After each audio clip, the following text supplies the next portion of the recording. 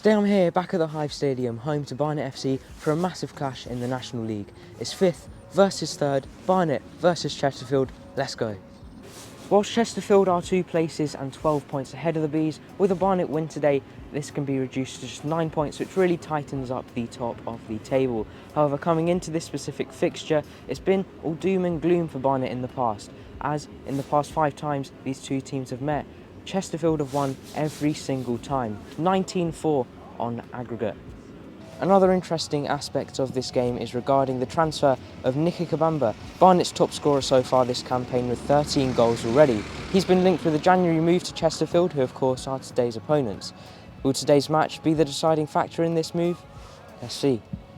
Well, lineup has just been released and we've had a look, and both teams going very strong as expected, so this should make for a very good game. Barnet starting Kabamba as well, so it'll be good to see how he performs under the pressure of this transfer. And also, I didn't realise this, but I've just had a look, and starting for Chesterfield is Tim Akinola. And as an Arsenal fan, this is interesting to see, as he's one of our under-23 players. I've seen him so many times for the academy, and so it's good to see him here now on loan at Chesterfield, and we'll see how he performs today. I always do like when higher clubs like Arsenal or other Premier League teams loan their talent down to these lower leagues, League 1, League 2, National League, because they get game time like Akinola, they get experience, they get to see what it's like at a professional level, not too low but not too high at the same time, and hopefully when he does return to Arsenal, he'll be one of them youngsters ready to break into the first team. So great to see both of these teams going strong, great to see Kabamba and Akinola starting as well.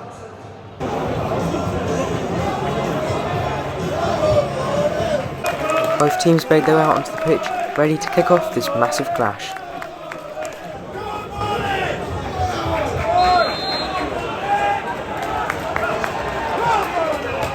The game started off very evenly, both teams having chances and defending well.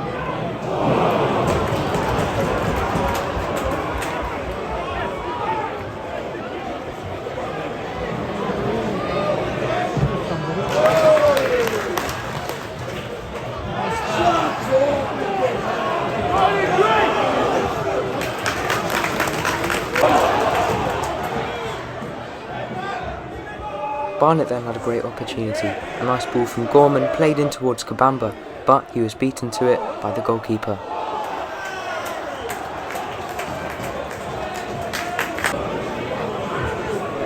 Gorman then laid another great pass up the pitch, the keeper coming out of his goal to clear the ball. It fell to Haviland, who saw the keeper off his line, so tried to chip in. However, the shot was wide. Soon after, Kabamba had his first shot, but it was comfortably saved by the goalkeeper. After a Chesterfield fan was escorted out of the stadium, Barnet could then take their first corner of the match, but the ball failed to pass the first man.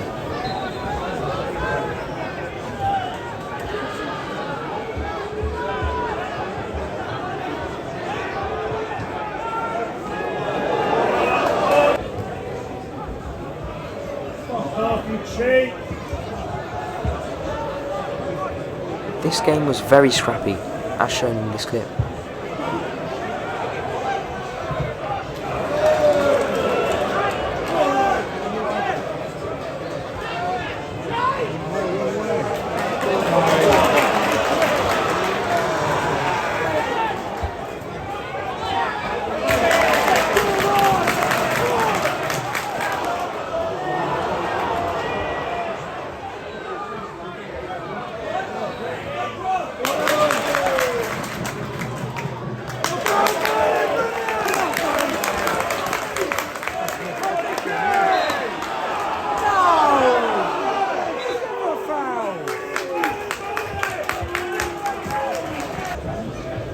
One thing I did notice was Barnet kept on doing this same corner routine, where a player at the near post would head the ball on into the 6-yard box instead of it directly coming in from the corner.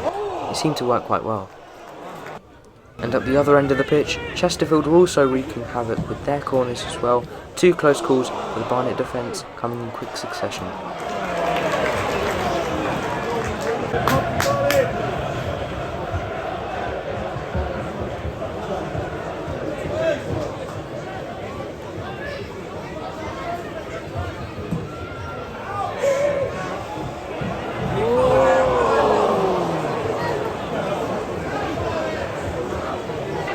On the half-an-hour mark, Carney got past the defender and played the ball into the box, but Woods' shot was kept out by the keeper.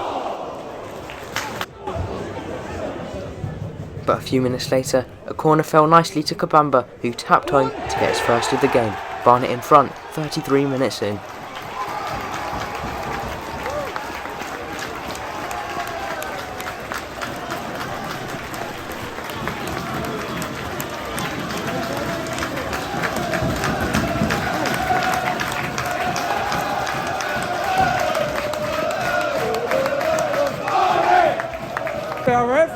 And that was all the action for the first 45, the Bees coming into the break leading 1-0.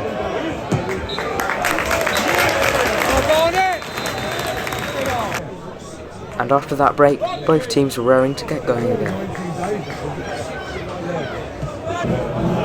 10 minutes into the second half, Chesterfield came close to an equaliser. King's shot cleared off the line by Barnet captain Gorman.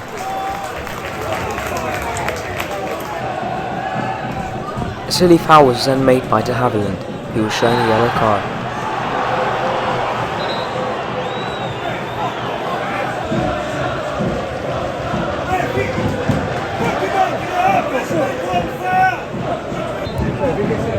Luckily, nothing came from the resulting free kick.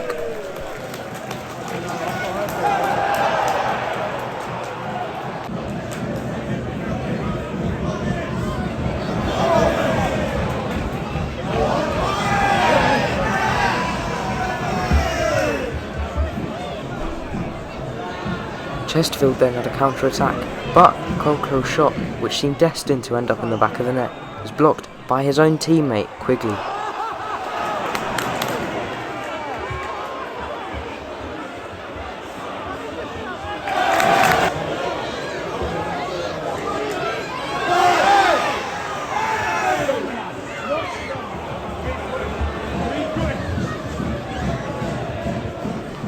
Carnu then fouled Jobra, who shoved him back. Both were given yellows.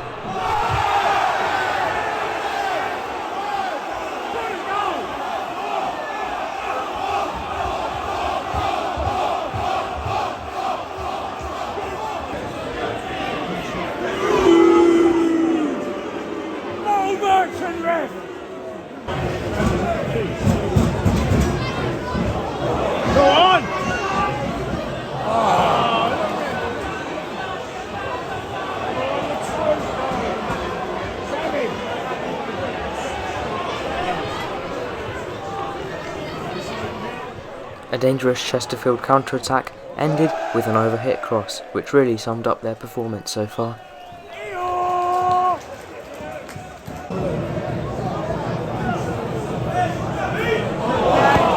Barnet then had their turn in front of goal, but no one was there to tap in Pritchard's cross.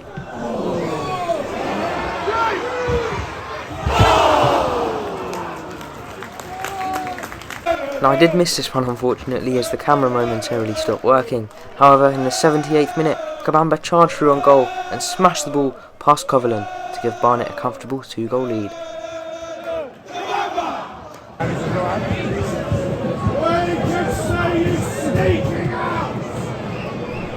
And if that wasn't enough, 5 minutes later, the ball fell to him once again, and what he did is what he does best.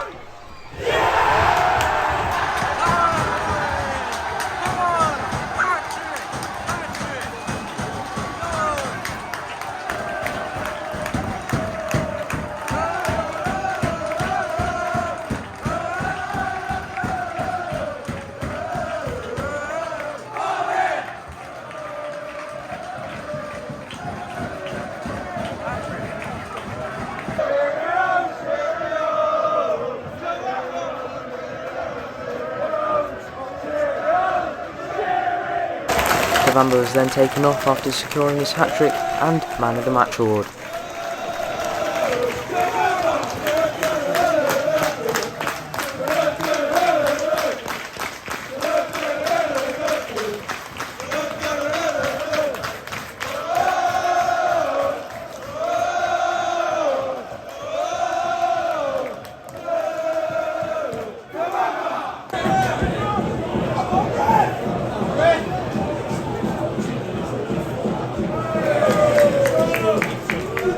Chesterfield continued to press, but the game was done and dusted. That was full time, a massive 3-0 victory for Barnet.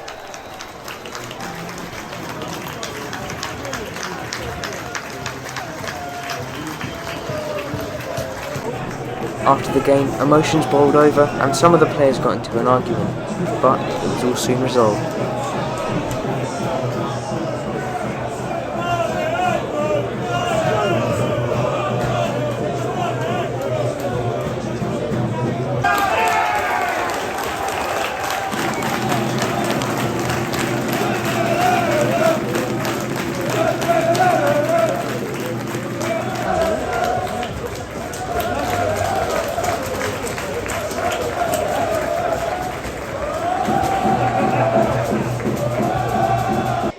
Well, that's full time here at the Hive Stadium, 3-0 to Barnet. A great victory for the Bees, Nicky Kabamba getting himself a hat-trick. Will those be his last goals for Barnet? Only time will tell. However, after today's result and performance by the Bees, I'll be very surprised if he still wants to join Chesterfield. First 20-25 minutes, Chesterfield were probably the better team, although it was still quite even, very scrappy up either ends, both teams having lots of chances. Barnet then went ahead with Kabamba getting his first, and that's when sort of the tide changed and Barnet started to dominate the game. Second half started the way the first ended, Barnet domination again. They got the second and that was game over really for Chesterfield, and then of course that third goal really did wrap it up and end a perfect evening for the Bees. I think the main thing Chesterfield could take away from this game is that they got to take their chances. As I said, lots of opportunities to go ahead in those first 20-25 minutes, but they didn't score. Barnet punished them when they had the ball, and you know that's what football's like. Of course, this now does mean that Barnet are just 9 or so points away from Chesterfield, so there still is quite a gap there between sort of 5th and 3rd and 4th. It's still quite wide open. It could be anyone's, but this is a huge result now, a huge step forward in Barnet's push for the playoffs. I wouldn't be surprised if they still are here in this position by the end of the season. Those 6 away games now in a row now for Barnet, which is going to be very difficult. But if they can get through all of them, then yeah, it's looking very, very good for Dean Brennan's Bees. If you did enjoy watching, please make sure to like, subscribe, share and comment, and I'll see you very, very soon. Bye.